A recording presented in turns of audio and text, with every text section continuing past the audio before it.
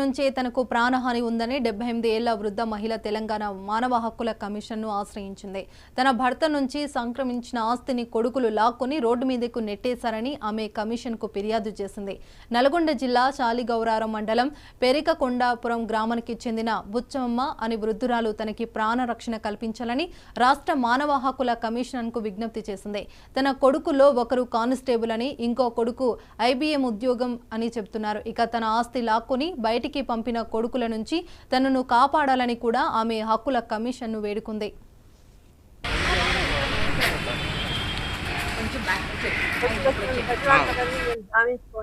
నా కొడుకుల పరువు బయట పెట్టొద్దని నేను భావించుకొని 5 ఏళ్ళ నుంచి ఓపిక పెట్టాను.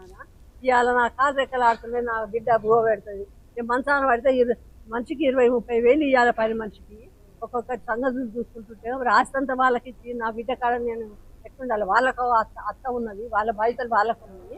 మరి ఇది న్యాయం ఎట్లయితే నాన్న, అందుకనే భరించలేక కొట్టుడు తిట్టుడు ఏడ కనపడితే ఆడ అనుడు, నా బిడ్డని తిట్టుడు, నా అల్లుడిని తిట్టుడు. ఎందుకంటే నన్ను వాళ్ళు దాచుకుర్రది.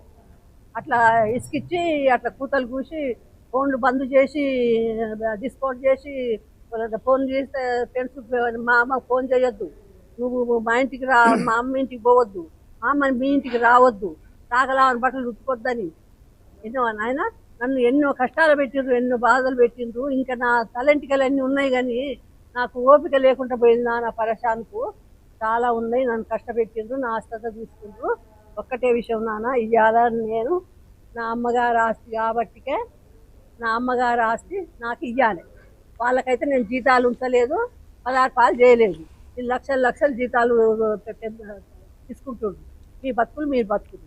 ఇన్నేళ్ళ నుంచి శల్కకావు నువ్వే తీసుకున్నావు, రైతు బంధు నువ్వే తీసుకున్నావు, జాబులు ఉన్నాయి, 5 లక్షలు ఉంటే తీసుకున్నావు. బిడ్డ పెళ్లికి నేను ఆడపిల్ల ఉన్నదని నా బిడ్డ రెండు